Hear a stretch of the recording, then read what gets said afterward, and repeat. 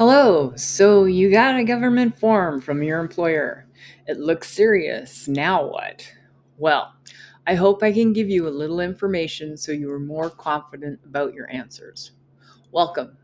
My name is Linda Barney. I am the CEO and president of Barney Financial Group. We help small to medium business with payroll, bookkeeping, and taxes. Let's start with congratulations on your new job.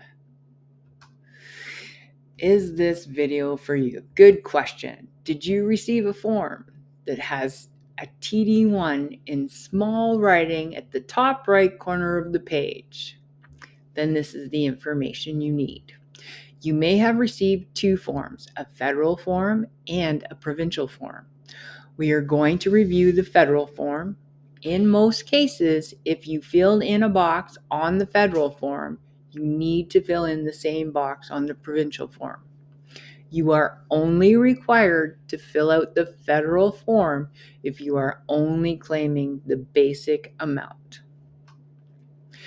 You should complete this form if you have a new employer, if your employer has changed payers, if you want the amounts you previously claimed to be changed, if you want to claim deductions, or if you want to increase the amount of taxes taken off your paycheck. These instructions are for the average person with moderate income. For detailed instructions, please visit the CRA website. We will try to keep this information general so it'll be relevant. Note the amounts on this form change every year. The form may look slightly different and will have different amounts, but the general principles remain the same. What is the TD1 form for? The purpose of this form is to collect the correct tax amount from each working person. The form enables your employer to estimate the amount of tax you should be paying in a calendar year. Basically, this form tells your employer how much tax to take off your paycheck. I am going to cover areas where we see the most common mistakes with filing this form. We hope this helps you get it right the first time. If done wrong, it could cost you money. We are going to cover the first few boxes, and then you'll follow the information from there. If the form is filled out incorrectly, your employer may not take enough tax or will take too much tax from your paycheck. If your employer did not take enough tax, you may end up with a big bill at tax time. If you paid extra tax during the year, you will get that extra amount refunded when you file your income tax return. The higher the amount on the form, the less tax your employer will deduct, which may result in not enough tax being remitted throughout the year if the amount is incorrect, leading to a high tax bill. It is important to make sure that all personal information is filled out correctly. The address line should include your street, city, and the province. Don't forget to enter your social insurance number and your date of birth correctly. Basic personal amount. Most people qualify for the basic personal amount. Note that you can only claim the basic amount at one job. If you have more than one job at the same time and you have claimed this amount already, enter $0 in the box on the right side. If not, enter the basic amount, which will be written in the small print in the blurb on the form. In 2025, the basic amount was equal to $16,129.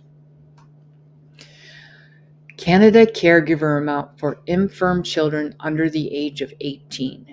The key word for this box is infirm. You must enter $0 in this box unless your children under the age of 18 has infirmities.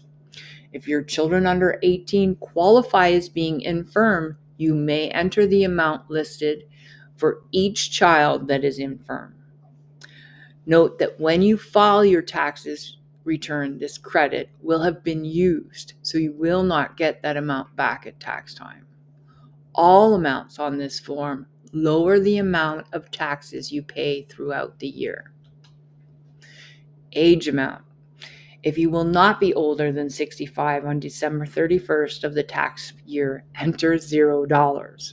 If you will be older than 65 on December 31st, we recommend using the worksheet to calculate your amount so you do not owe extra tax when you file your income tax return. Worksheets can be found on the CRA website. Tuition amount. If you are a student at a university or college, you can enter your tuition fees for the tax year on this line. This will lower the amount of taxes you pay throughout the year. Keep in mind, you must supply your tax advisor with a T2202 certificate for the same amount so you do not pay additional tax at tax time.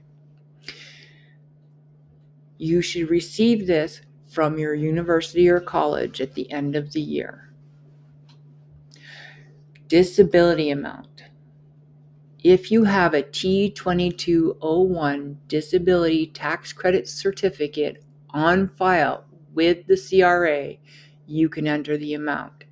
If not, you must enter $0. Now that we have covered the first few boxes in the claim amount section, I hope you understand the concept. Unless you receive a large refund on your tax return every year, it is best to claim only the basic amount. If you think you may be entitled to other tax credits, verify with your tax advisor before claiming them on this form. Claiming tax credits you are not entitled to may lead to tax debts and may affect your qualifications for credits in the future. Claim amount.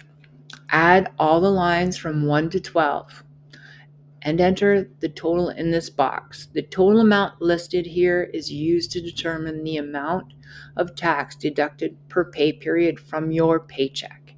If this amount is too high, you will pay additional taxes at tax time. If this amount is too low, you will get a refund when you file your tax return. More than one employer. You must check this box if you have more than one employer at the same time. So if you started with one employer and quit your job and moved on to a new employer, then you do not have to check this box. This only is needed to be checked if you have more than one employer at the same time. Additional tax to be deducted. If you want more taxes deducted from your paycheck, this box is found on page 2 of the form. Note that the amount added is the amount you want held from each paycheck. Example, John gets his paid every 2 weeks. His tax preparer mentioned that he should have at least $25 a week held back to cover other income tax related amounts. John would need to put $50 in this box. Certification. You must sign and date the form. This will be kept on file by your employer until you submit a new form. You are not required to submit a new form every year. Claim amounts are updated every year based on your information you provided on the form when you submitted it. You can submit a new form if you want these amounts changed at any time. Questions. This video was intended to cover common issues we see with the TD1 form. Specific questions should be addressed by your tax advisor, or you can reach out directly to CRA. Thank you for your time. If you found this video helpful, leave a comment below. If there's information that you would like to see in future videos, we would appreciate your feedback. Thank you so much and have a great day.